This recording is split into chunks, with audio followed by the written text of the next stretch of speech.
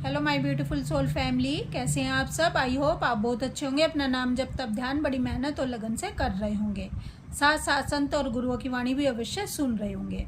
तो चलिए गाइस, आज हम देखने वाले हैं आपको हल्के में लेकर छोड़ने वाले डीएम को मजा कौन कौन चखा रहा है इस समय।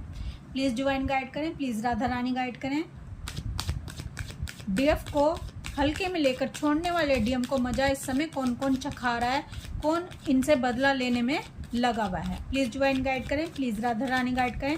कौन डीएम का दुश्मन, कौन कौन डीएम के दुश्मन बन जाते हैं जब ये अपने डीएफ को हल्के में लेकर छोड़ देते हैं। प्लीज़ डिवाइन गाइड करें। गाइस, अगर आप मुझसे पर्सनल गाइडेंस रीडिंग चाहते हैं, आप जानना चाहते हैं कि आप ट्विन फ्लेम जर्नी पर कहाँ स्टक हैं, क्यों आगे नहीं बढ़ पा रहे हैं, आपके डीएम की लाइफ में आखिर चल क्या रहा है, क्यों आपके डीएम आपसे कांटेक्ट नहीं कर रहे हैं, या आप अपने डीएम की करंट एनर्जी मुझसे निकलवाना चाहते हैं, या टैरो रीडिंग और सेशन बुक करवाना चाहते हैं, तो आप मुझे 9520642716 नंबर पर व्हाट्सएप मैसेज कर सकते हैं और अपने क्वेश्चन के अनुसार फुल क्लैरिटी और गाइडेंस के साथ मुझसे ले सकते हैं। तो चलिए देखते हैं guys,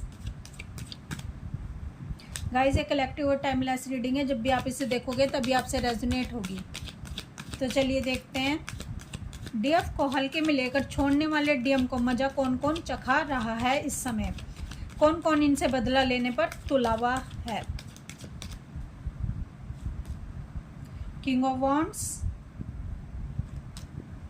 3 of cups, the empress, 5 of pentacle, 3 of swords, the lovers card, 10 of wands. देखिए गाइस, आपके डिवाइन मैस्कुलाइन जब आपको हल्के में लेकर छोड़ देते हैं और आपसे सेपरेशन क्रिएट कर लेते हैं और आपके साथ माइंड गेम खेलते हैं, आपको मैनिपुलेट कर रहे होते हैं, अपना फ़ायदा नुकसान देख रहे होते हैं और अपना फ़ायदा नुकसान देखकर आपसे रन कर जाते हैं। और कभी कभी ये बहुत ही ज़्यादा ईगोस्टिक हो जाते हैं और बहुत ही मैनिपुलेट कर रहे होते हैं और बहुत ही सख्त स्वभाव के हो जाते हैं। ये आपको साइलेंट ट्रीटमेंट देने में कोई कसर नहीं छोड़ते, क्योंकि साइलेंट ट्रीटमेंट एक ऐसा जहर है जो डीएफ को अंदर तक खा जाता है। यानी डीएम कभी कभी बिल्कुल साइलेंट हो जाएंगे और कभी बहुत अच्छे से बात करने लग जाते हैं। जब इनको एनर्जी चाहिए होती है तो ये डीएफ के पास आ जाते हैं और डीएफ को ऐसा महसूस करवाते हैं जैसे ये डीएफ के लिए ही हैं। लेकिन उसके कुछ टाइम बाद जब डीएफ इनको अपनी एनर्जी दे देती है तो ये रुक कर लेते हैं थर्ड पार्टी कार्मिक्स की तरफ और वहाँ पर बैठ जाते हैं कंफर्ट जोन में। और डीएफ इनको चेज कर रही होती है, डीएफ अपने डीएम को ढूंढ रही होती है, लेकिन डीएम कहीं भी बाहर नहीं निकल रहे होते हैं, कहीं से भी डीएफ को दिख नहीं रहे होते हैं। इसके कारण डीएफ को फियर इश्यूज आने लग जाते हैं, डीएफ डिप्रेशन में जानी शुरू हो जाती है, डीएफ दर्द से गुजर रही होती है, डीएफ को एक भय खा रहा होता है कि कहीं मेरे डीएम मुझको छोड़ ना दे सदा सदा के लिए। तो इस तरह से जो डीएम है डीएफ को इस तरह का ट्रीट कर रहे होते हैं, इस तरह का साइलेंट ट्रीटमेंट दे रहे होते हैं और इस तरह का बिहेवियर से डीएफ टूट जाती है और बिखर जाती है और दर्द के अथाह समुंदर में चली जाती है। यानी डीएम इनके साथ माइंड गेम खेल रहे होते हैं और इनको हल्के में ले रहे होते हैं, इनकी कोई वैल्यू नहीं कर रहे होते हैं डीएफ को फॉर ग्रांटेड ले रहे होते हैं, जिसके कारण डीएफ बहुत ही पेन में जाती रहती है। तो डीएम और डीएफ का जब सेपरेशन हो जाता है, डिवाइन डीएफ का हाथ थाम लेते हैं, तो उस समय डीएफ अपने इनर वर्क पर लग जाती है। लेकिन उसके बाद जो होता है, आपने कभी कल्पना भी नहीं की होगी डीएम के साथ पूरी सृष्टि जैसे इनकी दुश्मन बन जाती है, क्योंकि इन्होंने उस अनकंडीशनल लव को रिजेक्ट किया है, अपने डीएफ के प्रेम को रिजेक्ट किया है, मानो इन्होंने खुद को ही रिजेक्ट किया है। ये खुद से ही भाग रहे होते हैं, ये डीएफ से नहीं, ये खुद से ही भाग रहे होते हैं, क्योंकि डीएफ इनको सच्चाई का रास्ता दिखा रही थी। डीएफ इनको बता रही होती है कि तुम्हारा जो गोल है वो किस तरफ है, तुम्हें किस तरफ आना है, लेकिन डीएम उसके अपोजिट दिशा में भाग रहे होते हैं। डीएम अपने गोल की तरफ नहीं, सच्चाई की तरफ नहीं, डीएम मेटलिस्टिक वर्ल्ड की तरफ भाग रहे होते हैं, झूठे संसार में भाग रहे होते हैं, जिसके कारण डीएफ इनको समझा कर थक जाती है। लेकिन उसके बाद जो डीएम के साथ होता है पूरी सृष्टि इनकी दुश्मन बन जाती है। ये जिस तरफ भी भागने की कोशिश करते हैं, जिसके साथ भी कंफर्ट जोन में रहने की कोशिश करते हैं, जिसको भी अपना बनाने की कोशिश करते हैं, जिसको भी सुख देने की कोशिश करते हैं, वहीं से इनकी वाट लगती है। वही इंसान, वही सिचुएशन इनकी दुश्मन बन जाती है। इनको जिस भी चीज़ को हाथ लगाते थे, जब डीएफ के साथ थे, वो मिट्टी भी सोना बन जाती थी। लेकिन इस समय डीएम अपने डीएफ को रिजेक्ट करके गए हैं, डीएफ का दिल तोड़ कर गए हैं, डीएफ का दिल दुखा कर गए हैं। तो अब डीएम सेपरेशन के दौरान जिस भी चीज़ को छूते हैं वही मिट्टी बन जाती है, वहीं इनको नाकामी का सामना करना पड़ रहा होता है। इनका फाइनेंस इशू बहुत अधिक इनको देखने को मिलते हैं, इनकी हेल्थ इशू इनको बहुत ज़्यादा देखने को मिल रहे होते हैं। और थर्ड पार्टी कार्मिक्स तो जैसे इन पर पहाड़ ही तोड़ देते हैं। थर्ड पार्टी कार्मिक्स इनका वो हाल करते हैं जो इन्होंने कभी सपने में भी नहीं सोचा होता। थर्ड पार्टी कार्मिक्स इनको दर्द दे रहे होते हैं, इनको चैन से बैठने नहीं देते हैं।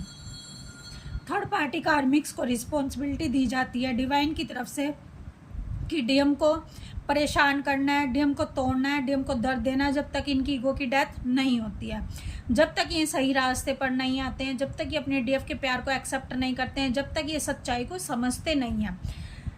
थर्ड पार्टी का एक बहुत बड़ा रोल है डीएम को डीएफ की तरफ भेजने में। थर्ड पार्टी को रिस्पॉन्सिबिलिटी दी गई है कि इनको कहीं भी छुपकर बैठने नहीं देना है, इनको लगातार दर्द देते रहना है, इनको लगातार परेशान करते रहना है, जब तक ये खुद से कनेक्ट ना हो जाएं, जब तक ये अपने हर सेल्फ से कनेक्ट ना हो जाए, जब तक ये डिवाइन के रास्ते पर ना चल पड़ें, जब तक ये डीएफ को पाने के लिए चाहत ना करें, डीएफ को पाने के लिए संघर्षों का सामना ना करें, तब तक इनको चैन से बैठने नहीं देना है। बस देर कहाँ रही होती है, देर हो रही होती है डीएफ की तरफ से, क्योंकि जब तक डीएफ इनको पूरी तरह से लेट गो नहीं करेगी, डीएफ इनको इनके हाल पर नहीं छोड़ेगी, तब तक ना डिवाइन कुछ कर सकते हैं, ना यूनिवर्स कुछ कर सकता है, ना सृष्टि कुछ कर सकती है, ना थर्ड पार्टी कार्मिक्स कुछ कर सकते हैं। अगर कोई कुछ कर सकता है तो तभी कर सकता है जब डीएफ अपने ऊपर फोकस कर ले, डीएम का साथ छोड़ दे, डीएम को उनके हाल पर रहने के लिए छोड़ दे, डीएम को लेट गो कर दे कि ठीक है, तुम्हारी चाहत, तुम्हारी खुशी अगर थर्ड पार्टी में जाने में है तो तुम जाओ, आज से मैं तुम्हें मुक्त करती हूँ, मैं तुम्हें जाने देती हूँ, मैं अपने लिए काफ़ी हूँ, मैं अपनी खुशियों के लिए काफ़ी हूँ, मैं अपना इनर वर्क करूँगी और तुम्हें अब बाहर से पाने की कोशिश नहीं करूँगी, मैं तुम्हें पाकर तो रहूँगी क्योंकि मैं तुम्हारा पीछे जहन्नुम तक भी नहीं छोड़ूंगी।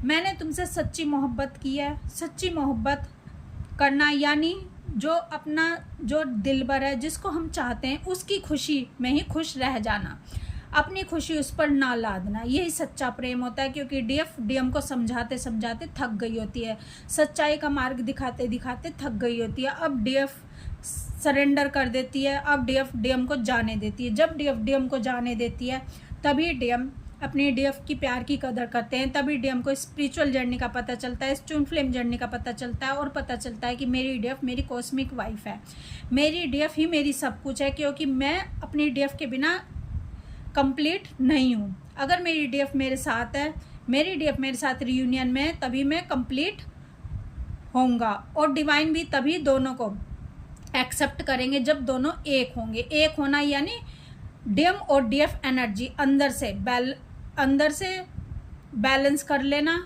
एक्टिव करके बैलेंस कर लेना और एक हो जाना। यानी डीएम आपके कौन है?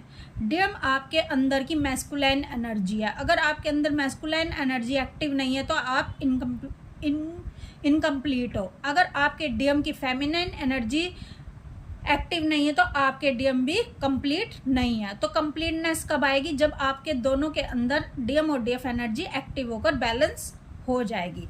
तो गाइस, आपके डीएम की डीएफ एनर्जी एक्टिव हो, उसके लिए ज़रूरी है कि आपकी डीएम एनर्जी अपने अंदर एक्टिव हो, दोनों का बैलेंस हो, और आपके डीएम की भी तभी डीएफ एनर्जी एक्टिव होगी जब आपके अंदर के डीएम एनर्जी एक्टिव होती है।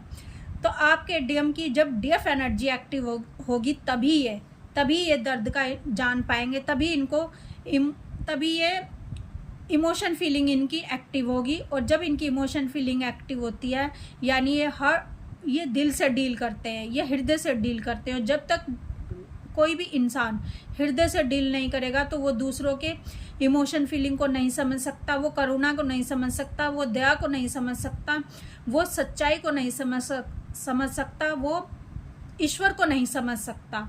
क्योंकि ईश्वर को समझने के लिए डीएफ एनर्जी में आना बहुत ही ज़रूरी है, क्योंकि डीएफ एनर्जी यानी झुकना, यानी ईगो को लेट गो कर देना। तो इसलिए ही आपके डीएम और आपका सेपरेशन किया जाता है, ताकि आपके डीएम को जब आप इनके पास नहीं होते तब ये डीएफ एनर्जी को फील नहीं कर पाते, और जब ये डीएफ एनर्जी इनसे दूर हो जाती है, यानी इमोशन फीलिंग प्रेम इनसे दूर हो जाता है, तभी इनको पता चलता है कि मेरी डीएफ एक्चुअल में है कौन, और ये मजबूर हो जाते हैं अपने अंदर की डीएफ एनर्जी को एक्टिव करने के लिए। और जब इनकी डीएफ एनर्जी एक्टिव होती है तो बाहर से भी ये अपनी डीएफ के साथ रियूनियन और कमिटमेंट में आ जाते हैं, तभी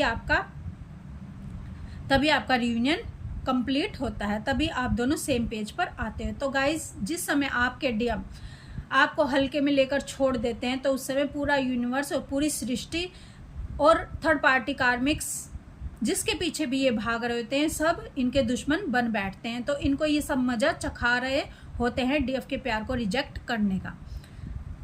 तो गाइज, आपको समझ आ गया होगा कि डीएफ को हल्के में लेने का नतीजा डीएम को क्या भुगतना पड़ता है।